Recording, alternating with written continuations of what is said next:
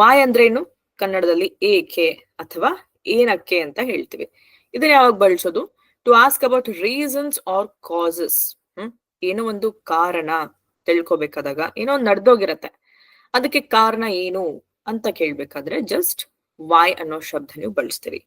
Okay, why did you abuse him? ಇವಾಗ ಚಿಕ್ಕ ಮಕ್ಕಳ ಹತ್ರ ಸ್ಪೆಷಲಿ ತುಂಬಾ ಗಲಾಟೆ ಎಲ್ಲ ಆಗ್ತಿರ್ತಾರೆ, ರೈಟ್? ಸೊ ನೀನು ಅವನ್ನ ಏನಕ್ಕೆ ಕಾಡ್ಸ್ದೆ? Why did you abuse him? Correct. And ನೀವೇನೋ ದೊಡ್ಡ ಏನಂತ ಹೇಳ್ಬೋದು, ದೊಡ್ಡ ಸಿಟಿಯಲ್ಲಿ ಇದ್ದೀರಿ, ಆವಾಗ ಸ್ಪೆಷಲಿ ಹೈ ರೈಸ್ ಬಿಲ್ಡಿಂಗ್ಸ್ ತುಂಬಾ ಇರತ್ತೆ, ಕರೆಕ್ಟ್?